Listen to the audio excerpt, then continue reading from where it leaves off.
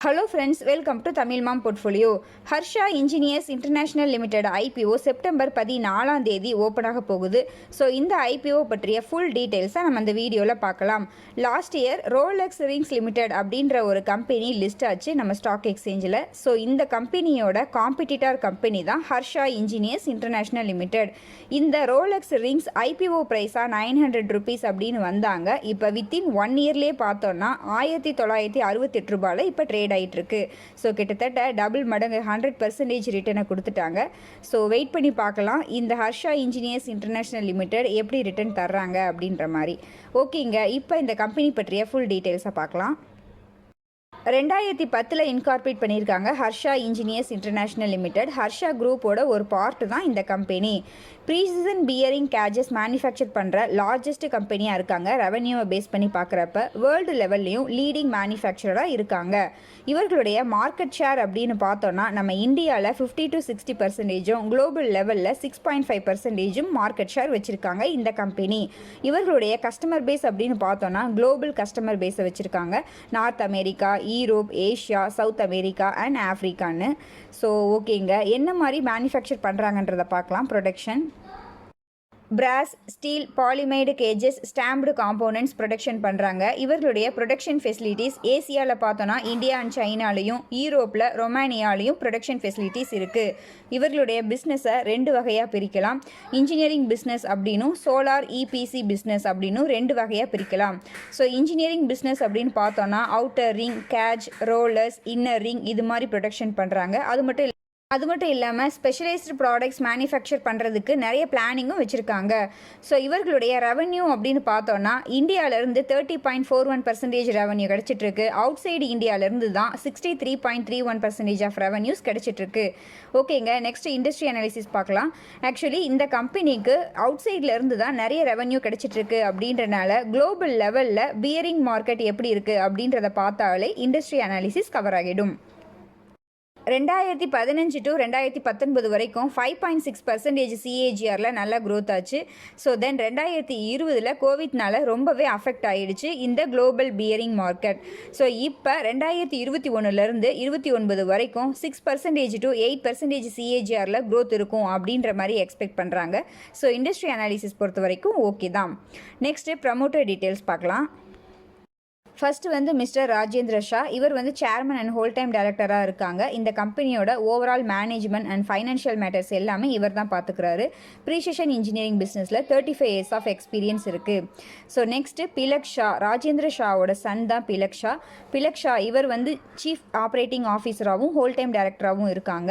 So இந்த கம்பெனியோட அது மட்டும் இல்லாமல் ஹர்ஷா குரூப்போட ஓவரால் ஸ்ட்ராட்டஜிக் டைரக்ஷன்ஸோட ரெஸ்பான்சிபிளாக இவர் இருக்கார். ப்ரீசிஷன் இன்ஜினியரிங் பிஸ்னஸில் 13 வருஷம் எக்ஸ்பீரியன்ஸ் இவருக்கு இருக்கு. நெக்ஸ்ட் ஹரிஷ் ரங்வாலா. இவர் மேனேஜிங் டைரக்டராக இந்த கம்பெனியில் ஒர்க் பண்ணுறாரு. ஸோ இதற்கும் பிஃபோராக டாடா கெமிக்கல்ஸில் ஒர்க் பண்ணிட்டு இருந்திருக்காரு. இப்போ இந்த கம்பெனியில் ரினியூவபிள் எனர்ஜி டிவிஷனில் ஓவரால் மேனேஜ்மெண்ட் இவர் தான் பார்த்துட்ருக்காங்க. 35 வருஷம் எக்ஸ்பீரியன்ஸ் இருக்குது ப்ரீசிஷன் இன்ஜினியரிங் பிஸ்னஸில். இவருடைய சன் விஷால் ரங்வாலா. இவர் சீஃப் எக்ஸிக்யூட்டிவ் ஆஃபீஸராகவும் ஹோல் டைம் டைரக்டராகவும் இந்த கம்பெனியில் ஒர்க் பண்ணிட்டு இருக்காங்க. ஸோ ப்ரீசிஷன் இன்ஜினியரிங் பிஸ்னஸில் 13 வருஷம் எக்ஸ்பீரியன்ஸ் இருக்குது இவருக்கும். இவர்களுடைய ப்ரமோட்டர் அண்ட் ப்ரமோட்டர் குரூப்போட ஷேர் ஹோல்டிங் IPO வர்றதுக்கும் பிஃபோராக 99.7% ஹோல்ட் பண்ணி வச்சுருக்காங்க. IPO வந்ததுக்கு அப்புறம் 74.61% ஹோல்ட் பண்ணி வச்சுருக்க போகிறாங்க. ஸோ ப்ரமோட்டர் ஹோல்டிங் பொறுத்த வரைக்கும் சூப்பர் தான்.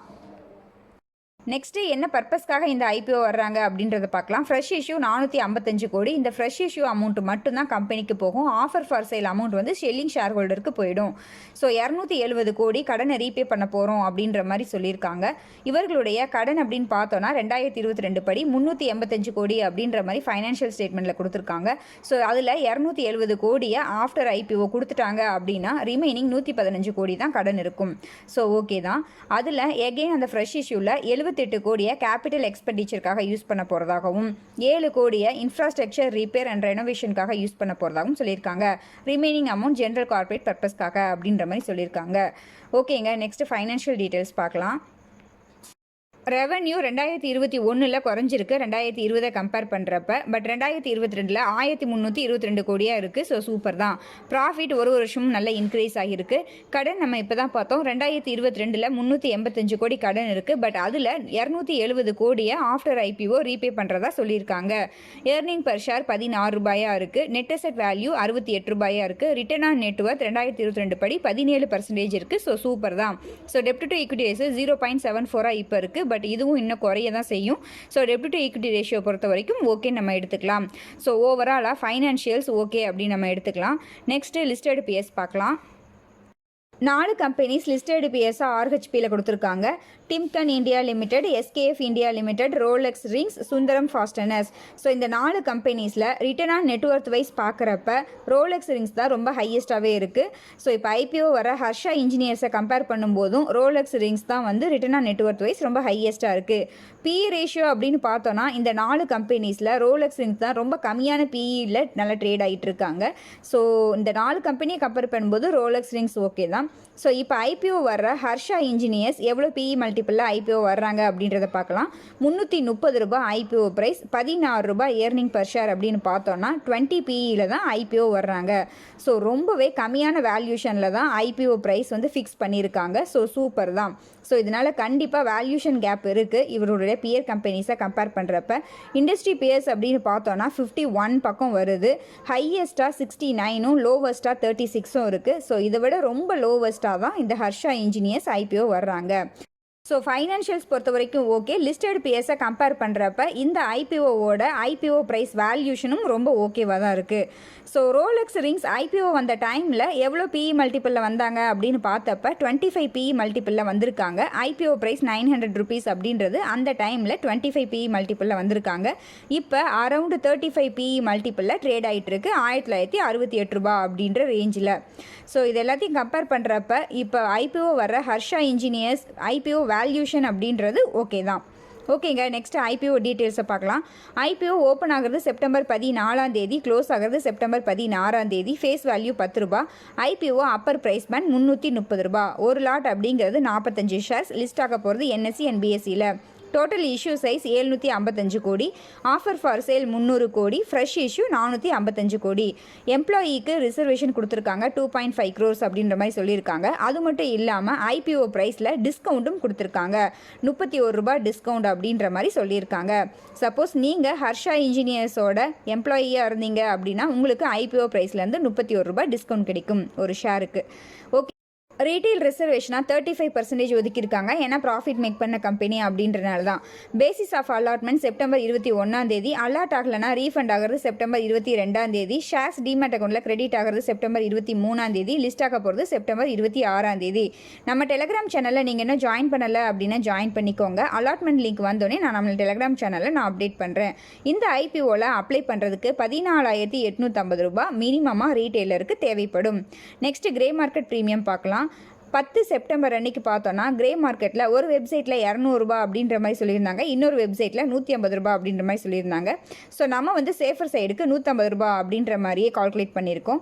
ஐபிஓ ப்ரைஸ் 330 ரூபா. ஸோ 150 ரூபா ப்ரீமியமில் கிரே மார்க்கெட்டில் ட்ரேட் ஆகுது அப்படின்னா அரௌண்டு 45% ப்ரீமியமில் ட்ரேட் ஆகுது அப்படின்ற மாதிரி நம்ம எடுத்துக்கலாம்.